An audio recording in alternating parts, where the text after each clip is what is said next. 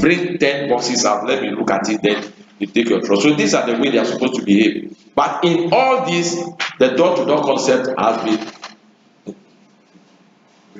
yes, so we are not achieving it. My question is, why are we not achieving it? And it is allowed globally. Laws allow every country to do what we are doing in Ghana here. If they suspect the container, they can strip it, do the examination, they can scan it. If the scan result shows no compliance, you said you got only footwears in the container, then they see other images. That is the way we interpret the image. That scanning we do, we have the image operators there, we train them, we know how to interpret the image. You tell me you don't have fridges in it, then the image, I start seeing fridge motors in the image, you are a suspect. That is where you see your truck will be put back to the examination bay. Okay, then what happens with scanning is good. They only go to the exact spot where the abnormality has been found. Then they will dig into it, bring the thing out. But if you're unfortunate, the abnormality is at the far end, then you are in trouble. They have to bring everything out. At times it's so unfortunate. You see, in loading or stuffing the container, at times the packages are not enough, and on the high seas is very terrible. We call something cargo ship. The ship end up dancing on the high seas. If you like, organize, get into a small tug boat within the port bounds. If you are within the port, the water is controlled, calm. Just exit the gate where the vessels come and enter, and you enter the sea. You see how rough the sea is. So the way the vessels dance on the high seas, the containers on it also move in that various manner. Look, a vessel can, we call it, it can list. Then when it coming back to position, you scoop a lot of water. Some of these waters find their way into the sea, the container. You go and open it, it's full of sea water. You would think the stevedores intentionally drop your container in the sea water, and no, it is during cargo shift. So to avoid cargo shift, you have to roll the container airtight. So in that era, they just put certain materials that are not any different products. But the moment you see the scanner is fed, and the memory is fed with that, this container number is containing fridges, all the details are fed. So the moment we throw the X-ray on it and it sees any different material, maybe you just squeeze empty cartons and put in empty spaces, or you use old mattress.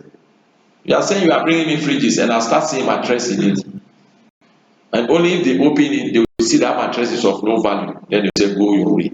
So these are some of the reasons how we have disrupted the door-to-door concept. But the most important thing is illicit trade, suspicion of containers carrying arms and ammunition for terrorist activities, then drug trafficking. So the moment they suspect your container from intelligence report, it will be intercepted and stripped open, contents examined and re-put back. If not, Ghanaians are suffering so much. When the first arms catchment they did about 2 months ago, they were from Turkey. When they traced it and they went back to the forwarder in Turkey, they admitted it. Unfortunately for the forwarder, he was safe. But then some Ghanaians have brought another packages again. They were about to ship, then they said open them. When they opened them, they were full of pistols. It went viral on the social media. So you see the danger the forwarder faces. You see the danger. Yes. So the door-to-door concept has been disrupted because of what? Our activities, illegal activities in transporting goods. Yes. How about non-declaration of the quantities in the container? We are running contraband. That's where they suspect you. For instance, recently the standard packaging of cooking oil from Malaysia in 40 footer is about 1,098 cartons.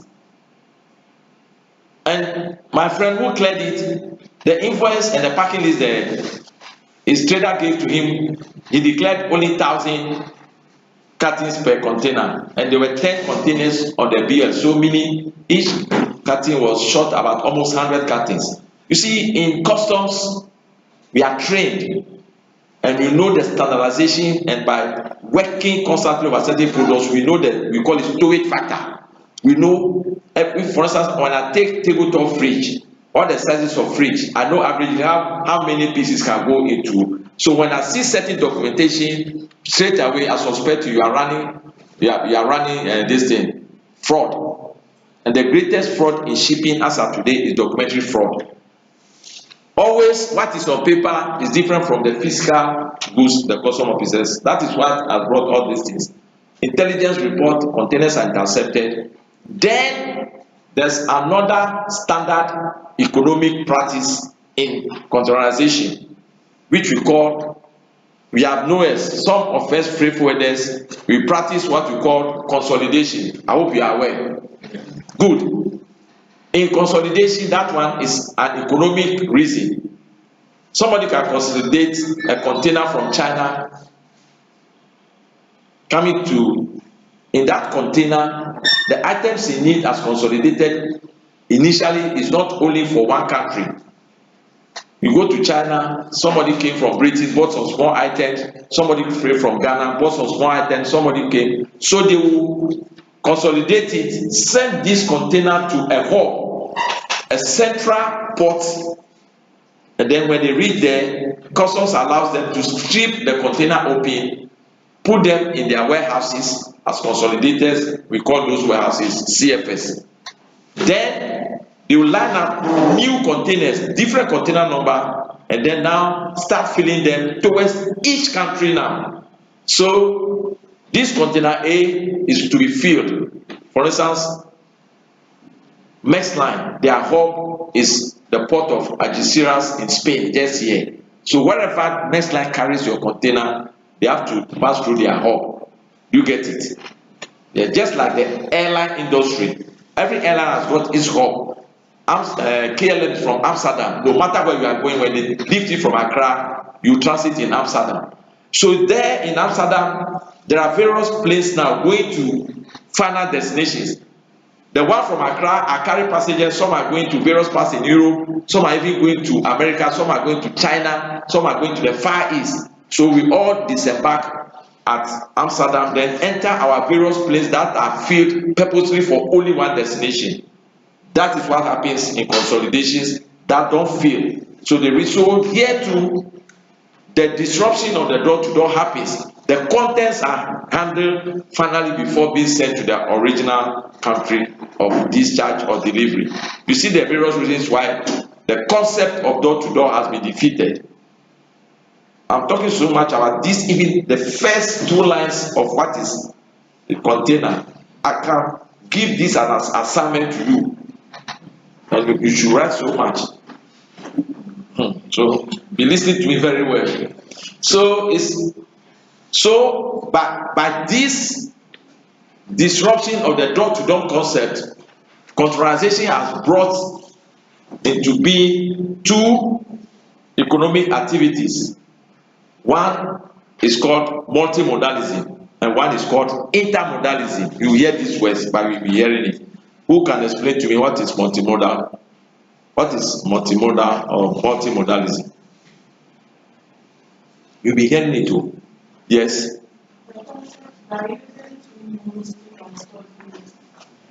Say it again. The concept by using two or more modes to transport goods. Good. Using two or more modes to transport goods. What about intermodalism? So in the country, I want to give an example. Okay. Like the goods has come to the port. So now we use let's say land. Now the sea has land with the sea. So now we use land to carry it, let's say from the land. So that's Inter, because they said it's inter.